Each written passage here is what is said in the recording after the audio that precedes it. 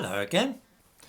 I'm guessing that some viewers will, like me, be irritated by hearing constantly about systemic racism or being told that they are cisgendered and so on. It almost looks sometimes as though anti-racists and homosexual activists are engaged in some kind of linguistic arms race to see who can come up with the weirdest and most incomprehensible words and phrases. Non-binary, white fragility, transphobic, the list is endless. Why do they carry on in this way? I gave an instance earlier today of a man writing an article headed Language Revamp Needed, which was about the need to remove racist terms from genetics. A few sentences into the piece and he was talking about hierarchically taxonomizing people. His own language certainly needs revamping. Why do people feel the need to use peculiar language and even to invent new words in order to get across what are essentially simple ideas? There are two main reasons. One might be that what they are saying is essentially meaningless, and the hope is that by dressing it up in fancy language and unfamiliar words, nobody will notice. The other is that you want to say something that's untrue or that people will disagree with, and so you disguise what you're saying by making it all so ornate that hardly anybody knows what you're talking about. In cults and religions, for instance, special language is used to talk about concepts that most people would laugh at or reject outright if they were expressed in ordinary words. If I talk about transubstantiation, for example, and the Eucharistic species remaining unaltered, nobody but a Catholic would know what I'm on about. If, on the other hand, I tell somebody that by saying a magic spell, some wine in a cup has been instantly transformed into blood, they'll laugh at me and not believe that what I'm saying is really true. Language can be used to conceal what we are saying if we use enough long words which nobody understands. What has this to do with anti-racism? It's simple. Many of the new words which we come across from this field do not tell us anything useful. They're only used to confuse us and conceal what is really being talked about. Microaggressions are things that people do which annoy us, but which only we notice. Nobody else sees what's going on. All of us have had the experience of feeling that somebody's getting at us in a conversation, although the other people present don't see what is happening, and that don't know that what's being said or the expression of the person's face is likely to be irritating to us personally. This isn't something that only black people have to put up with, I'm afraid. It's part of ordinary day-to-day life for us all.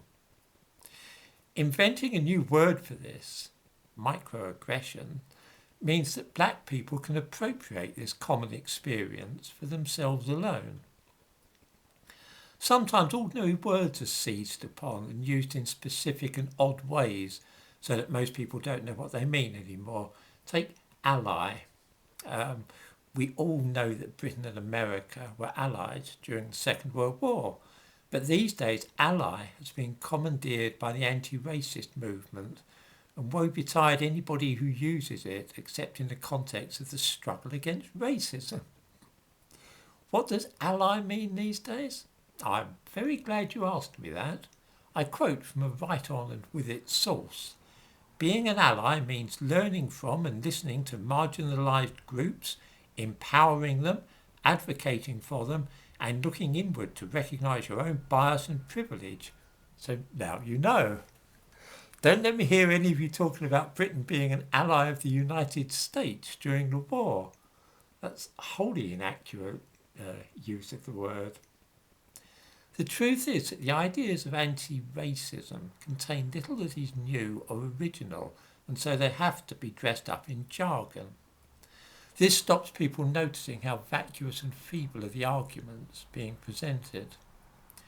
I said in an earlier video that any worthwhile idea, a real idea, should be able to be expressed in language which would make it understandable to an 11-year-old. Some of you probably thought that was a bit of an exaggeration. It's not. Using long words that most people do not understand is a warning sign to me that people are either trying to put something across me, or that they're pretentious idiots, or perhaps they're intellectuals.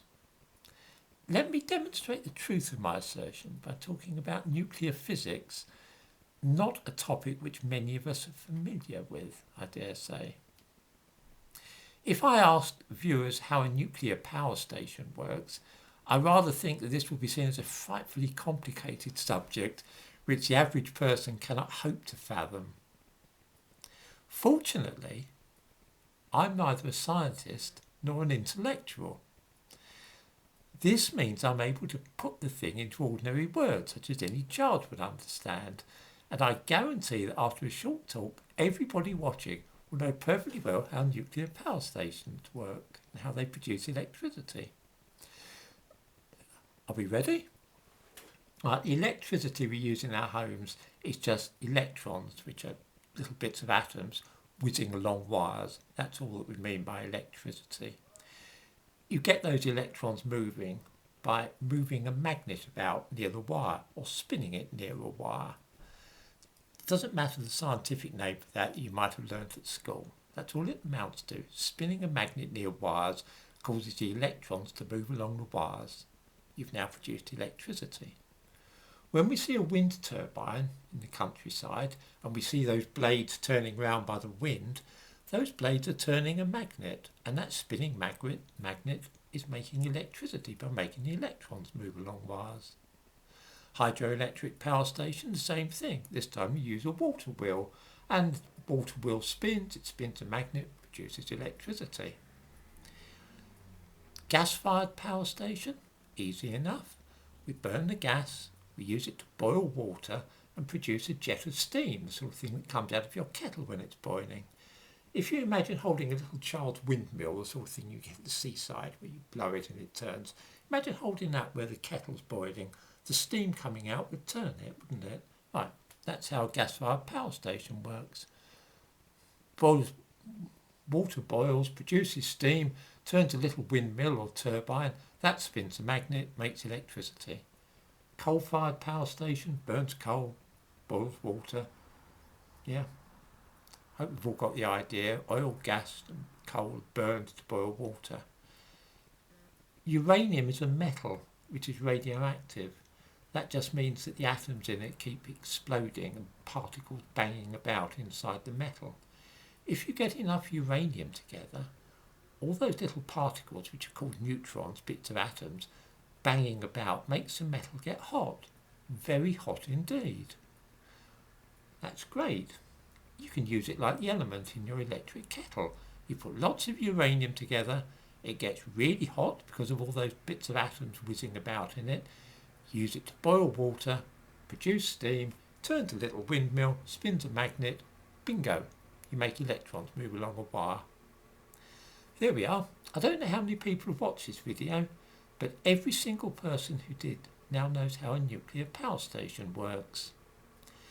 Whenever you hear people using complicated language and come across them inventing words, you know that something strange is going on, and this alone should make you suspicious, and it's one of the reasons I am very suspicious about the anti-racism movement.